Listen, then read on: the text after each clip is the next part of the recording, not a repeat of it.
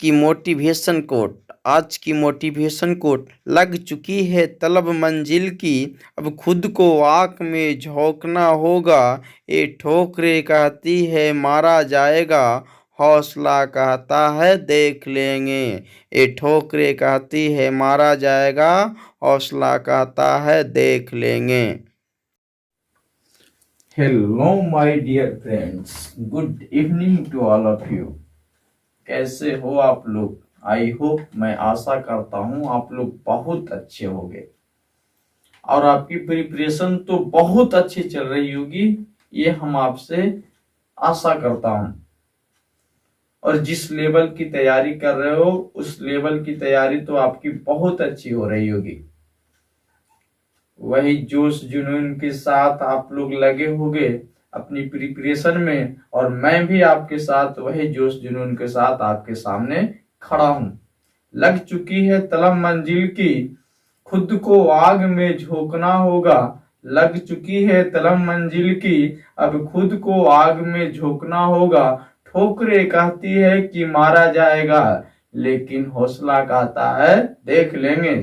जो कुछ भी आएगा देख लूंगा, समझ लूंगा। ठोकरें कहती है मारा जाएगा, लेकिन हौसला कहता है देख लूंगा। तो आप लोग को आज की क्लास बहुत इंपॉर्टेंस रखेगी आपके करियर के लिए। ये क्लास आपका बहुत इंपॉर्टेंस रखेगा आपका करियर के लिए। अगर ये क्लास को अगर मिस कर गए तो आप बहुत कुछ छोड़ दोगे। इस क्लास को देखना मिस मत करना, ये क्लास आपके जीवन को तय कर सकती है। आज की क्लास में हम बताने वाले लॉ ऑफ रिफ्रैक्शन, लेकिन इसको बताने से पहले हम आपसे यह रिक्वेस्ट करते हैं कि इस लिंक को सभी भाई, सभी दोस्त, सभी जितना भी लोग आपकी कॉम्पिटिटिव लेवल का अगर प्रिपरेशन कर रहे हैं या किसी भी लेवल का प्रिपरेशन कर रहे हैं, उनके लिए इसमें से अगर एक भी प्रश्न अगर आ जाती है तो उनका तो अच्छा भलाई तो होगा ही, और आपका भी भलाई होगा। ना जाने आपके चलते अगर किसी का जिंदगी संवरता है तो ये छोटी बात नहीं है। गरीबी में पैदा होना गुनाह नहीं है, लेकिन गरीबी में ही मर जाओ, बिलट जाओ, यह गुनाह है। तो बाबू इस चीज को आप समझा करो, गरीबी में पैदा होना गुनाह नहीं है, लेकिन गरीब में ही मर जाओ यह बहुत गुनाह है। ये आपके लिए बहुत बड़ा दुख की बात है। जिंदगी खेलती भी उसी के साथ है जो खिलाड़ी बेहतरीन होता है। जिंदगी खेलती भी उसी के साथ है जो खिलाड़ी बेहतरीन होता है। दर्द तो सबके एक सा है, कोई हताश होके बिखर जाता है तो कोई संघर्ष करके निखर जाता है, और आप उसमें से एक हो। You are real hero. आप एक रियल हीरो जो आप किसी भी एग्जाम को क्रैक कर सकते हो। आप में यह एबिलिटी है। ठीक है, तो आज की क्लास को आज शुरुआत कर रहे हैं, और आप अपने इस चैनल को अभी तक अगर सब्सक्राइब नहीं किए हो तो सब्सक्राइब कर दीजिएगा, बेल आइकन दबा दीजिएगा, ताकि अगर कोई भी वीडियो इस पर अगर चढ़ेगी तो सबसे पहले नोटिफिकेशन आपके पास चली जाएगा। तो सबसे पहले सब्सक्राइब करके बेल आइकन दबा दीजिएगा, ताकि आपके पास लिंक सबसे पहले पहुंच जाएगी। ठीक है, तो आइए शुरुआत करते हैं। अगर इससे संबंधित अगर कोई भी प्रश्न आपको जानना है तो आप टेलीग्राम चैनल अध्ययन चिल्ड्रन एकेडमी से बना हुआ है, उस टेलीग्राम चैनल में आप जाकर ज्वाइन कर जाना और सब इंफॉर्मेशन आप ले सकते हो। अध्ययन चिल्ड्रन एकेडमी में आपको जुड़ जानी है। ठीक है, तो आज की क्लास को शुरुआत करते हैं वही जोश के साथ, वही जुनून के साथ। कोई हेजिटेशन की बात नहीं है, और आराम आराम से समझेंगे। हर एक पॉइंट को आराम से समझेंगे, कोई भी हड़बड़ाने की बात नहीं है। अगर कहीं पर भी डाउट रहेगी तो आप बेहिचक पूछना, और आप पूछने में हड़बड़ाना मत, कमेंट करके बताना है कमेंट जरूर करिएगा, बार बार इस बात को बोलते हैं। लॉ ऑफ रिफ्लेक्शन, ये बहुत इंपॉर्टेंट टॉपिक है आपका, VVI क्वेश्चन है, इसमें आप लगा लो स्टार, इससे प्रश्न पूछी जा सकती है, संभावना है, इंपॉर्टेंट है, लिख लो इंपॉर्टेंट। ये होता है क्या चीज, तो लॉ ऑफ रिफ्लेक्शन में होता है क्या चीज कि लॉ ऑफ रिफ्लेक्शन में पहला नियम, इसका पहला पॉइंट क्या है कि the incident ray, the reflected ray and the normal at the point मतलब एक ही पॉइंट पर हो। जैसे हम फिगर बनाता हूं वैसे तो कल बनाया था हमने, लेकिन फिर फिगर से समझाऊंगा क्योंकि फिगर से आपको समझ में आएगी। क्या बोला, the incident ray, the reflected ray and the normal at the point of incident. ये था हमारा क्या चीज, ये था हमारा कोई भी सबस्टांस, जैसे मान लिया जाए इसका नाम था एक्स वाई, कल दिया था, लेकिन इसका नाम है मान लिया जाए ए बी, कोई दिक्कत। कहता है इंसिडेंस रे जो है और रिफ्लेक्टेड रे और नॉर्मल जो है वह तीनों एक ही पॉइंट पर स्थित है, और वह पॉइंट है वो यानी पॉइंट ऑफ इंसिडेंस। कौन कौन रे, तो इंसिडेंस रे एक हो गई, और ये है आपका रिफ्लेक्टेड रे, और ये आपका है नॉर्मल। ये आपका क्या है छोटे, ये आपका है नॉर्मल। ये आपका क्या हो गई, नॉर्मल। ये आपका है इंसिडेंस रे, और ये आपका रिफ्लेक्टेड रे, और ये आपका नॉर्मल। इसको एन से लिख देता हूं, ये हो गया आपका Q और इसको मान लीजिए P। कोई दिक्कत। हम बताया था कल कि ये PO जो है आपका, PO जो है वो आपका इंसिडेंस रे है, शॉर्ट में लिखा हूं इंसिडेंस रे। फिर उसके बाद कल इसकी चर्चा किया था, अगर आप इस कहानी को अभी तक नहीं समझे हो तो इसके पिछला वीडियो को आप पार्ट 2 को जरूर देखिएगा, यूट्यूब पर अवेलेबल है, उसको देखिएगा तभी समझ में आएगी। एक एक पॉइंट को समझने के लिए पिछला वीडियो आप देख के आइए, तब इस वीडियो को आप समझ सकते हो। PO इंसिडेंस रे, फिर OQ क्या है हमारा, O और Q हमारा है रिफ्लेक्टेड रे, ये हमारा क्या है रिफ्लेक्टेड रे, और NO हमारा क्या है, तो NO हमारा है नॉर्मल। NO हमारा क्या है नॉर्मल, और यहाँ पर O हमारा क्या है, तो है पॉइंट ऑफ इंसिडेंस, ये है। तो हमारे पास कहानी क्या कहेगी कि रिफ्लेक्टेड रे, इंसिडेंस रे और नॉर्मल किस पर स्थित है, at the point of incidence.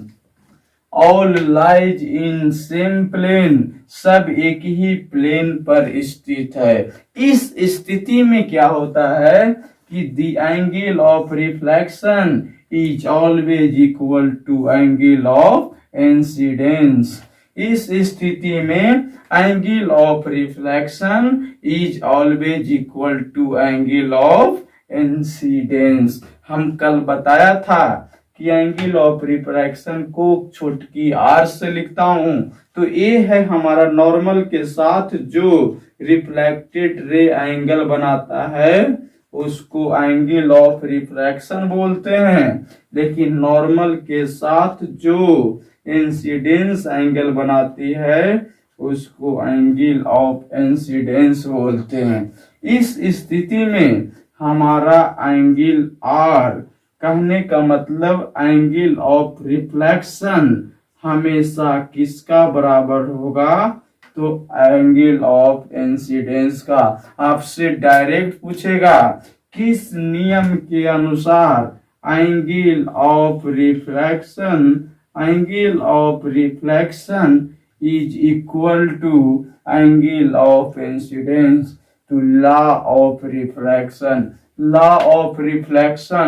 Law of reflection के कारण एंगल ऑफ रिफ्लेक्शन बराबर होता है एंगल ऑफ इंसिडेंस।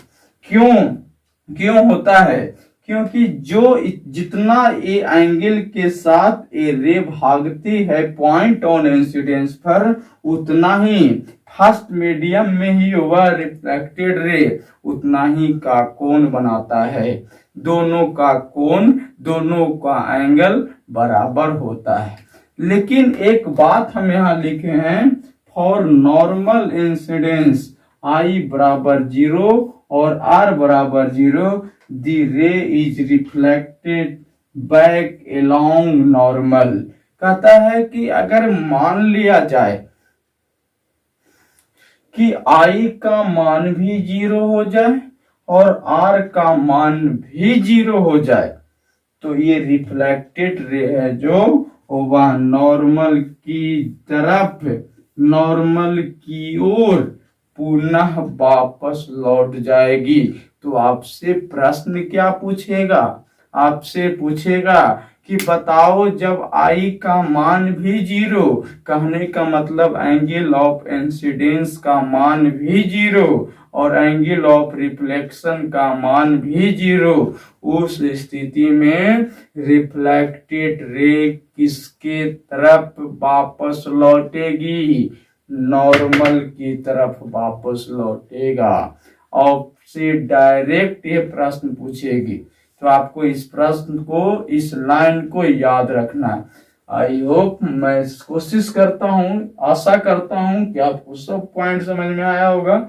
इसको स्क्रीनशॉट लीजिए, फिर आगे बढ़ते हैं।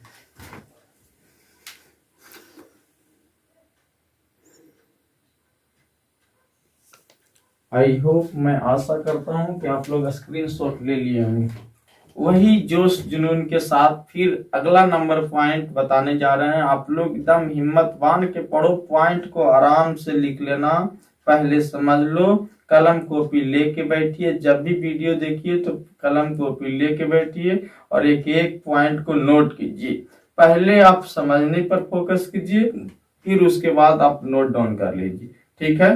अब हमको देखना है regular and diffuse refraction.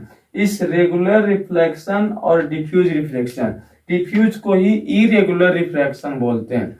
Regular reflection और डिफ्यूज रिफ्लेक्शन, ये दोनों होता है क्या चीज? तो एक लाइन में मैं फिगर के साथ समझाऊंगा, आपको पहले समझ लीजिए, उसके बाद आपको नोट डाउन कर लेना है। रेगुलर रिफ्लेक्शन क्या होता है? In this reflection, parallel beam of light goes parallel after reflection from plane surface। देखिए, एक हमारे पास प्लेन सरफेस बोला है, पहले यहाँ ध्यान देना है। प्लेन सरफेस, प्लेन सरफेस हम सबसे पहले एक लिया, जो प्लेन सरफेस, एक प्लेन सरफेस है मेरा, ये है मेरा प्लेन सरफेस, ठीक है। एक सरफेस, एक तरफ इसको हम क्या कर दिया, पॉलिश्ड, एक तरफ पॉलिश्ड कर दिया, पॉलिश्ड, क्योंकि जब तक पॉलिश नहीं करोगे रे रिफ्लेक्ट नहीं करेगा, ठीक है। Plane surface. अब कहता है कि इस रिफ्लेक्शन के दरमियान जब हम जितना भी रे को भेजते हैं और वह रे जो रिफ्लेक्ट करता है वह हमेशा पैरेलल, एक दूसरे का पैरेलल जाएगा। पैरेलल का मतलब समानांतर जाएगी। रेल की पटरी जो बिछी होती है, दोनों हमेशा पैरेलल होता है, उस पटरी की जैसा पैरेलल जाएगा। समझ में आया? रेल की पटरी देखो ना, उस पटरी की जैसा पैरेलल जाएगी। जैसे हमने कहा क्या चीज कि एक रे मैंने यहां से इस प्रकार से भेजा, फिर इसके समानांतर एक और रे भेजा, फिर इसके समानांतर मैंने एक और रे भेजा। देखिए सब इसके समानांतर ही, इस रे का समानांतर ये है, इस रे का समानांतर ये है। अब कहने का मतलब है क्या चीज कि जब ये रे इस सरफेस पर पड़ेगी तो यह रे रिफ्लेक्ट जो करेगा, यह भी रे हमेशा पैरेलल होगी, एक दूसरे का समानांतर होगा, एक दूसरे रे की समानांतर होगी। कहने का मतलब है मेरा कि एक रे, इस रे का पैरेलल रे था, ये रे जब जो रे भेज रहे थे, हम इंसिडेंस रे को भेज रहे थे, और रिफ्लेक्टेड रे जो है वो वह भी आपस में हमेशा समानांतर होगी। तो इस प्रकार का रिफ्लेक्शन को हम लोग रेगुलर रिफ्लेक्शन कहते हैं। इस प्रकार के रिफ्लेक्शन को कौन सी रिफ्लेक्शन कहा जाता है? Regular reflection. इस प्रकार के रिफ्लेक्शन को क्या कहा जाता है छोटू? इस प्रकार की रिफ्लेक्शन को रेगुलर रिफ्लेक्शन कहा जाता है। Regular reflection. और this reflection follows law of reflection. यह रिफ्लेक्शन किस नियम का पालन करता है? लॉ ऑफ रिफ्लेक्शन का पालन करता है। इरेगुलर भी लॉ ऑफ रिफ्लेक्शन के पालन करता है, ये भी पालन करेगा, अभी बताएंगे। तो ये आपको समझ में आया होगा। मतलब कि जो हम रे को भेजूंगा वो पैरेलल है, तो जो रिफ्लेक्टेड रे जाएगी वह प्लेन सरफेस पर हमेशा वह भी रे पैरेलल होगा। सरफेस कैसा होगा? अब कहेगा, आपसे क्वेश्चन पूछेगी कि पैरेलल बीम का निर्माण कैसी सरफेस पर होता है, तो उस स्थिति में आपको याद होना चाहिए प्लेन सरफेस पर होता है। पैरेलल बीम का निर्माण किस सरफेस पर होता है? प्लेन सरफेस पर होता है। इरेगुलर रिफ्रैक्शन किस लॉ को फॉलो करता है? लॉ ऑफ रिफ्रैक्शन को फॉलो करता है। किस लॉ को फॉलो करता है? लॉ ऑफ रिफ्लेक्शन को फॉलो करता है। क्वेश्चन कहीं से भी पूछी जाएगी, इसका लिमिटेशन ना तो तुम्हारे पास है ना मेरे पास है। इस वजह से हमें एक एक पॉइंट को जानना होगा। एक पॉइंट को भी अगर हम लोग मिस किए तो हम लोग दिक्कत में पड़ जाएंगे। ठीक है, तो एक एक पॉइंट के हमें जानना होगा। दूसरा नंबर है इरेगुलर रिफ्लेक्शन, या इसी को डिफ्यूज रिफ्लेक्शन बोलते हैं। इसमें क्या होता है कि in this reflection parallel beam of light goes random after reflection from a rough surface. ये था हमारा कैसा सरफेस? तो याद रखना, ये था हमारा प्लेन सरफेस। ये था हमारा कैसा सरफेस छोटे? ये था हमारा प्लेन सरफेस। यहां पर क्या है कि हमारे पास एक सरफेस है जो कैसी है? रफ। रफ का मतलब इस प्रकार से, इस प्रकार का एक सरफेस है मेरा, इस प्रकार का एक सरफेस है। और जब हम इस पर रे को गुजारेंगे तो वह एक दूसरे के पैरेलल तो नहीं होगा, कुछ कुछ रे पैरेलल होगी, लेकिन यह भी किस नियम का पालन करता है? यह भी लॉ ऑफ रिफ्रैक्शन का पालन करता है। क्वेश्चन यह पूछे जाएगी कि बताओ इरेगुलर रिफ्लेक्शन किस नियम का पालन करता है? तो यह भी लॉ ऑफ रिफ्लेक्शन की पालन करती है। जब इस पर हम एक रे को भेजता हूं, इस प्रकार से रे को जब भेजता हूं, पैरेलल रे को भेजता हूं, इस प्रकार से जब इस पर रे को मैं भेजता हूं छोटे, तो यह रे जब रिफ्लेक्ट करती है तो हो सकता है वो इस प्रकार चली गई, जब इस प्रकार से चली गई, कुछ कुछ सीधा चला गया, कुछ इस प्रकार से चला गया। ये जो आपको इस प्रकार का जो आपको रिफ्लेक्शन दिखाई दे रही है, इस रिफ्लेक्शन को हम लोग इरेगुलर रिफ्लेक्शन कहते हैं। कौन सी रिफ्लेक्शन कहते? इरेगुलर रिफ्लेक्शन कहते हैं। या इसी का एक और नाम क्या होता है? बताओ बताओ जल्दी, देखता हूं। इसी का एक और नाम क्या होता है? इसी का एक और नाम होता है डिफ्यूज रिफ्रैक्शन। क्या होता है? डिफ्यूज्ड। इसी का एक और नाम क्या होता है? Diffuse reflection. इसी का एक और नाम क्या होता है? Diffuse reflection. तो आपसे पूछेगी कि डिफ्यूज रिफ्लेक्शन या इरेगुलर रिफ्लेक्शन कैसी सरफेस पर होती है? रफ सरफेस पर होता है। और किस नियम का पालन करता है? Law of refraction, law of reflection का पालन करता है। तो आई होप आपको ये दोनों पॉइंट समझ में आया होगा। रेगुलर और इरेगुलर रिफ्लेक्शन क्या होता है, ये दोनों आपको समझ में आई होगी।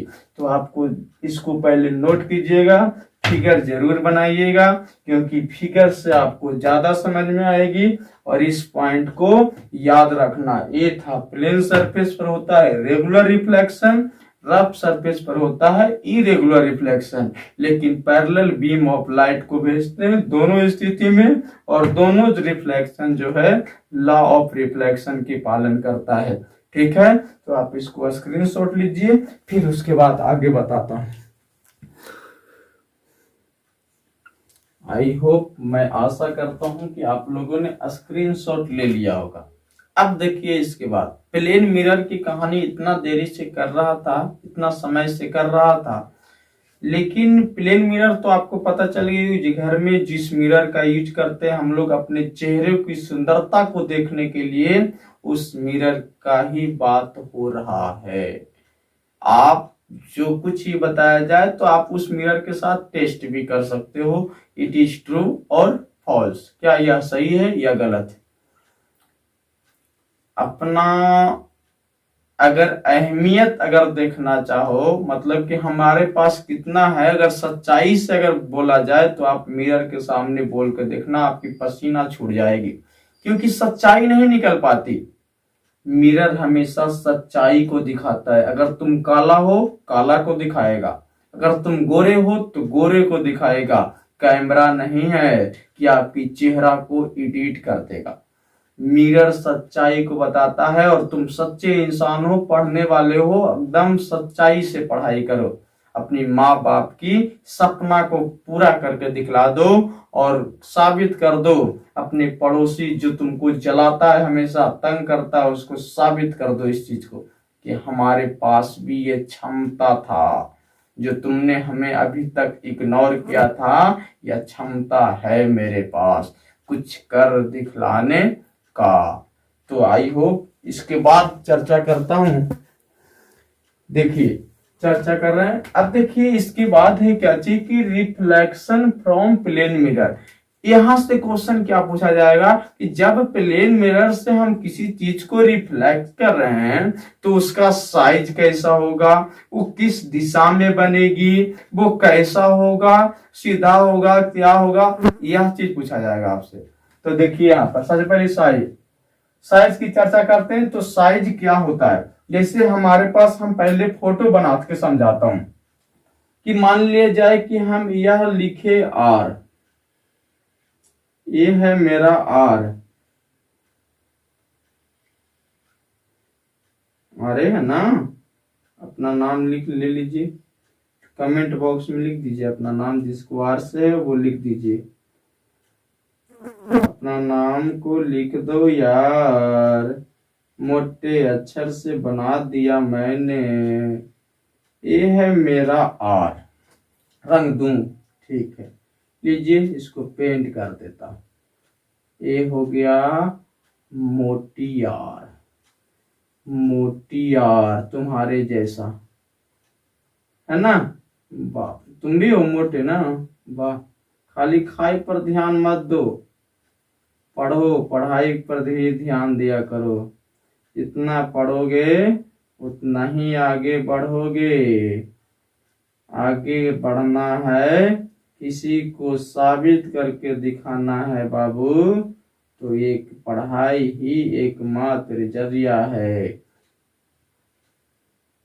If you want to shine like a sun, then first burn you like a sun। एक मैं लेटर बनाया है ABCD का R, और किसके सामने इसको खड़ा कर दिया, तो एक प्लेन मिरर के सामने मैंने इसको क्या कर दिया हूं, खड़ा कर दिया हूं। एक प्लेन मिरर के सामने इसको हमने खड़ा कर दिया, एक प्लेन मिरर के सामने हमने इसको क्या कर दिया, खड़ा कर दिया। ये क्या चीज हमारा प्लेन मिरर। एक मैंने फोटो लिया है, एक क्या चीज का, मान लो ये ऑब्जेक्ट है, आर ऑब्जेक्ट, देखते हो ना, बच्चा माला में आर प्रकार के पहले रहता है, इतना छोटा बिकता है, मोम वाला मान लो ना यार, मोम वाला है। तब हमको देखना है कि इसका फोटो का साइज कैसा बनेगा। प्लेन मिरर के सामने रखूंगा तो इसका साइज कैसा बनेगा, छोटा होगा कि इसके जैसा होगा, उल्टा होगा, सीधा होगा, सब कुछ देखना है। तो मैंने एक लेटर बनाया है, ऑब्जेक्ट है मेरे पास आर, प्लेन मिरर के सामने रख दिया है। ये है हमारा क्या चीज, प्लेन मिरर। ये हमारा क्या है छोटू, प्लेन मिरर। ये है मेरा प्लेन मिरर, समतल दर्पण।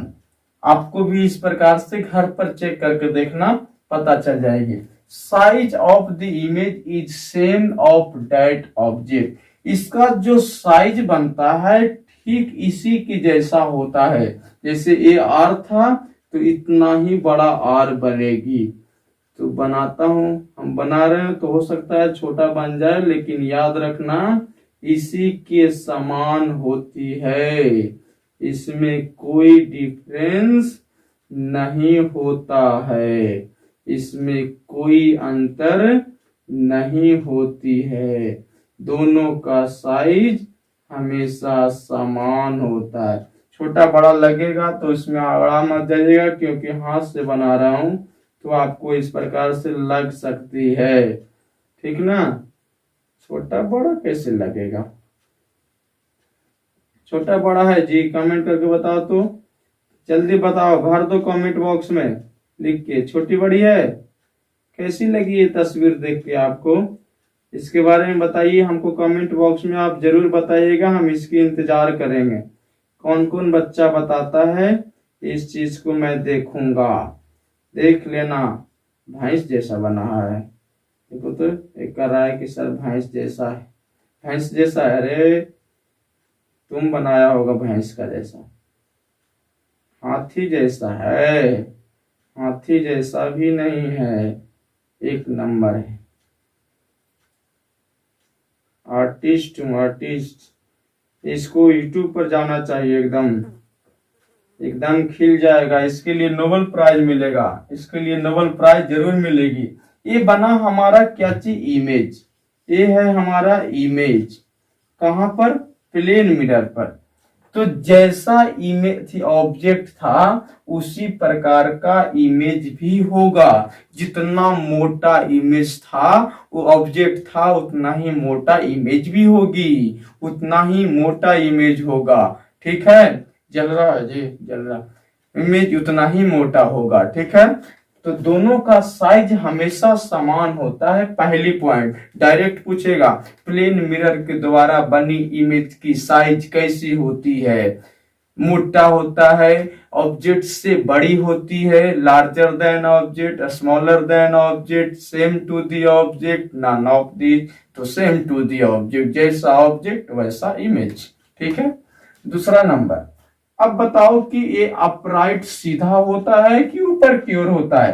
तो इस चीज को तो image formed erect respect to them, जिस प्रकार का ऑब्जेक्ट होता है उसी प्रकार का इमेज होता है। सीधा है सीधा होगा, टेढ़ा है टेढ़ा होगा, सोया हुआ है तो सोया हुआ होगा, जागा हुआ है तो जागा हुआ होगा। अगर आंख में कुछ लगा हुआ है तो इसको भी आंख में कुछ लगा होगा। ऐसा थोड़ी ना है कि हमारे चेहरा गंदा है, हम आईना के साथ गए तो साफ हो जाएगा, हो जाएगा, जैसा था वैसा ही रहेगा, सीधा तो सीधा।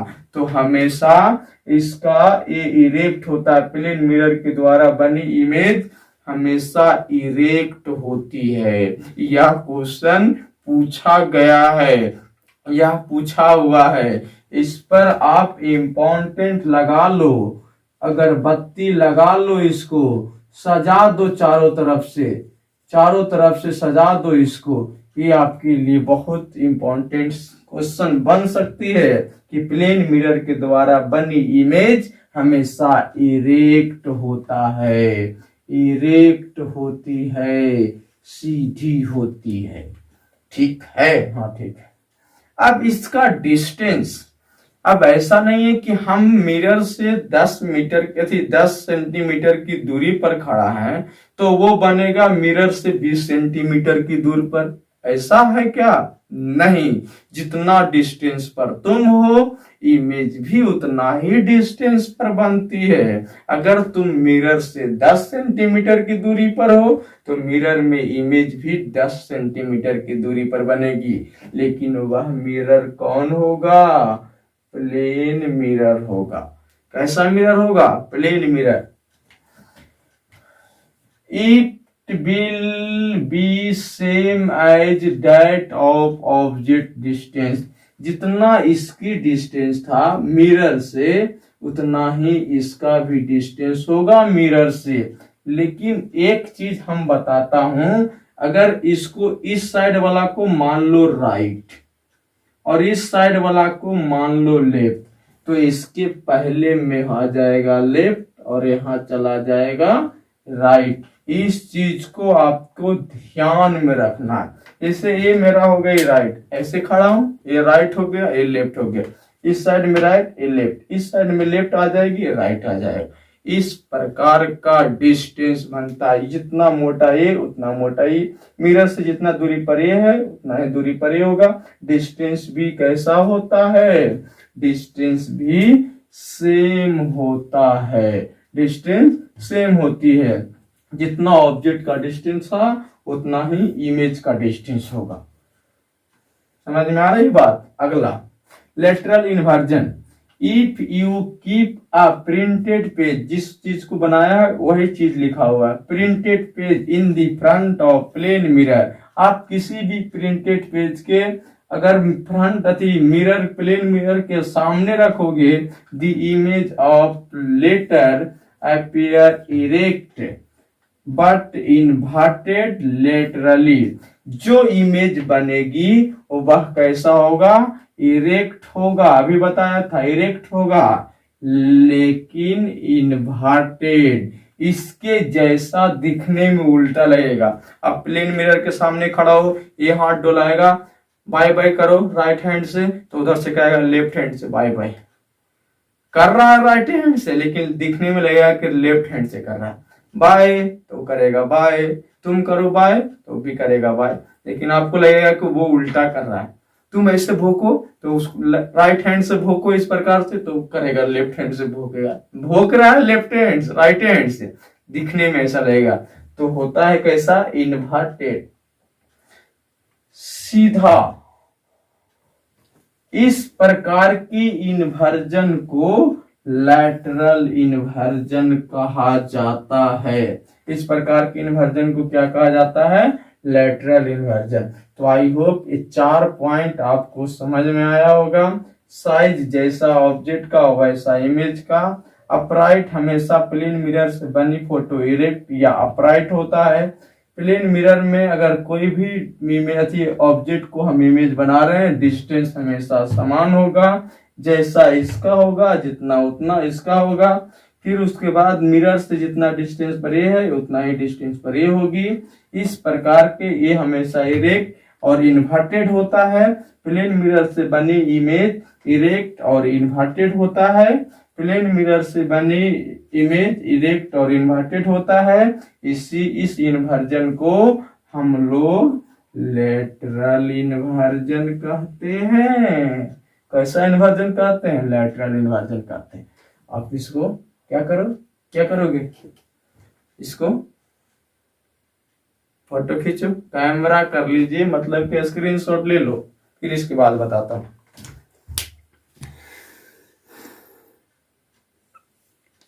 आई होप, मैं आशा करता हूं कि आप लोगों ने स्क्रीनशॉट ले ली होगी। ले लिए? वाह। अब तो खतरनाक, सबसे खतरनाक स्फेरिकल मिरर के बारे में देखना है। Reflection from spherical mirror. Spherical mirror में किस प्रकार से रिफ्लेक्शन का काम होता है। पहले तो मिरर देखेंगे कि कनकेव मिरर किस प्रकार की होती है, कॉन्वेक्स कैसा होता है। तो हम आपको बताया था कि स्फेरिकल मिरर को 2 भाग में बांटते हैं, एक कॉन्केव और कॉन्वेक्स, उत्तल दर्पण और अवतल दर्पण। ठीक है।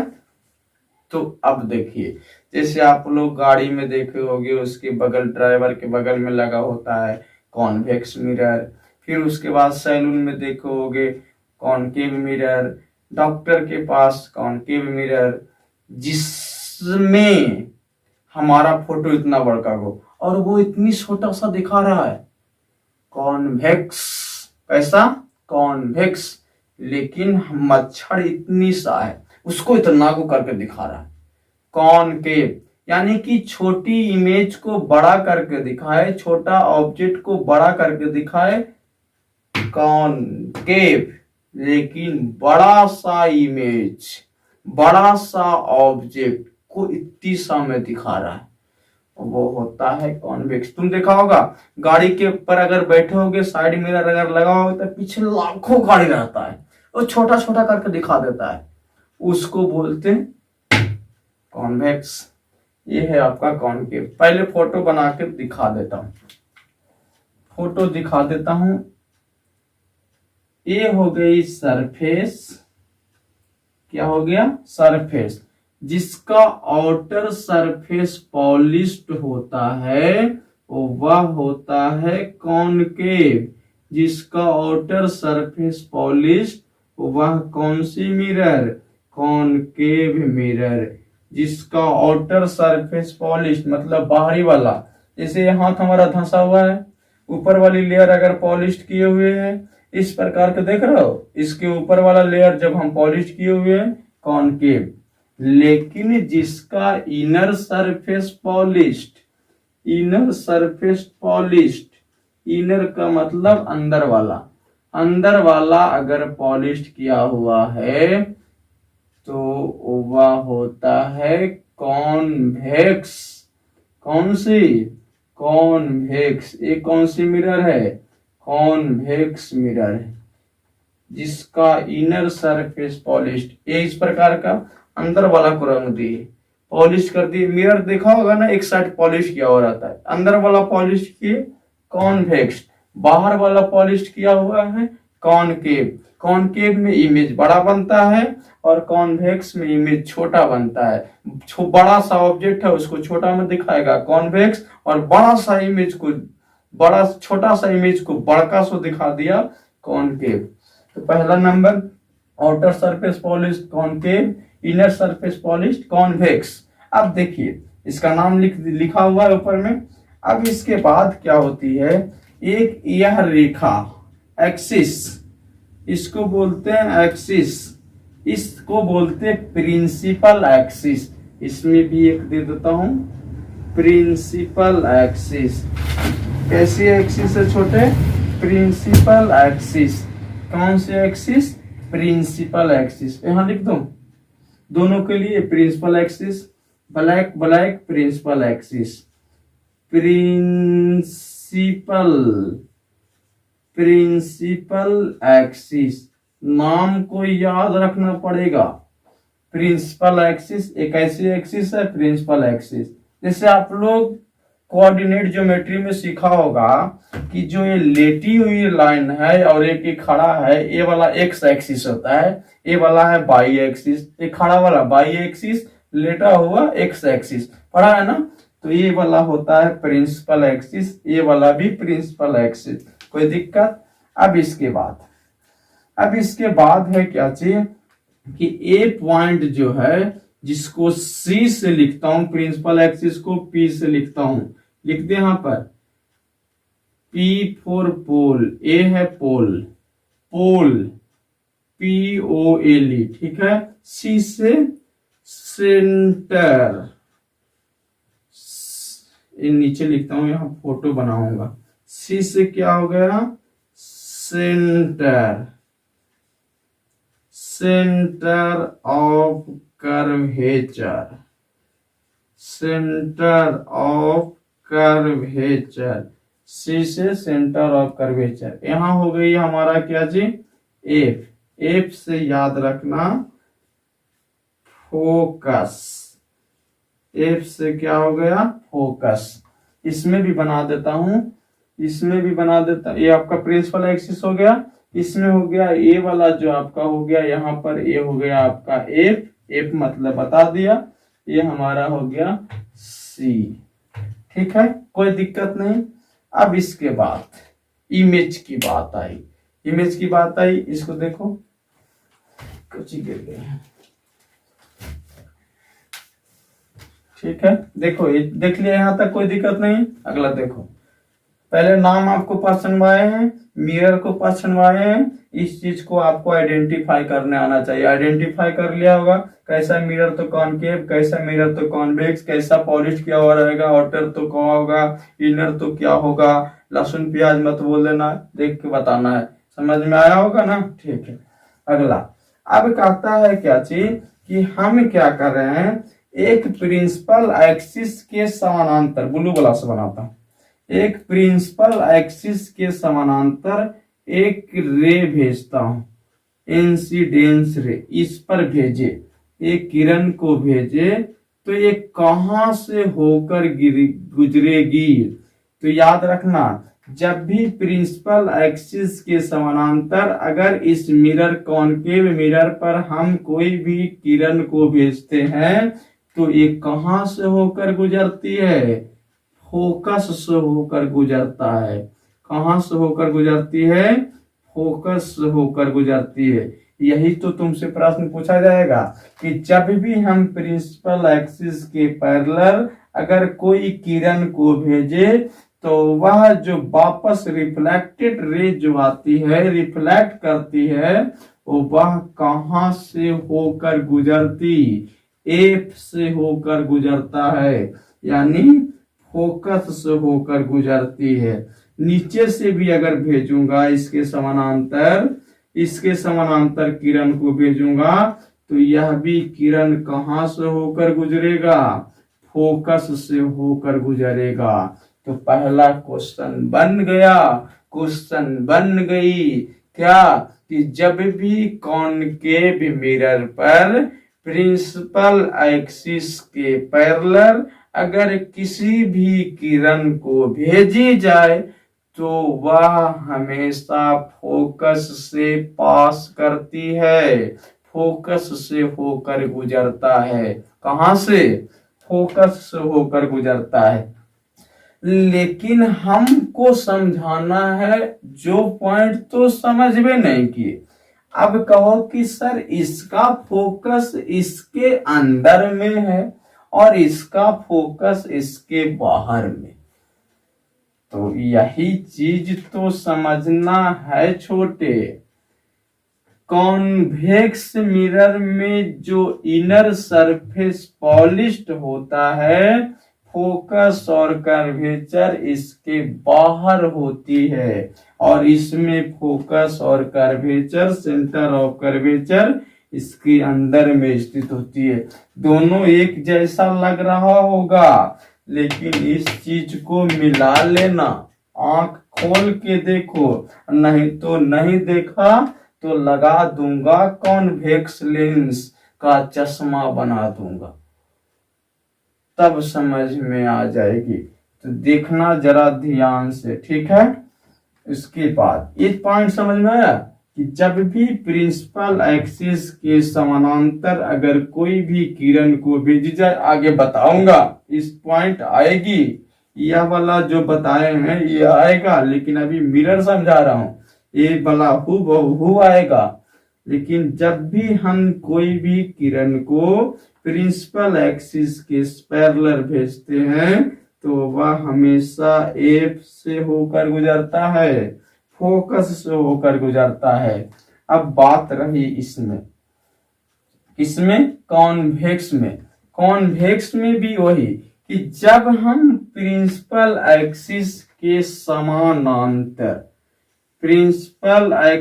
के समानांतर किसी भी किरण को भेजता हूं, प्रिंसिपल एक्सिस के पैरेलल किसी भी किरण को भेजता हूं तो वह किरण भी फोकस से होकर गुजरती है, लेकिन यह पुनः वापस इस प्रकार से लौट जाता है और इसका इमेज बैक साइड में बनता है, मिरर के बैक साइड में बनता है।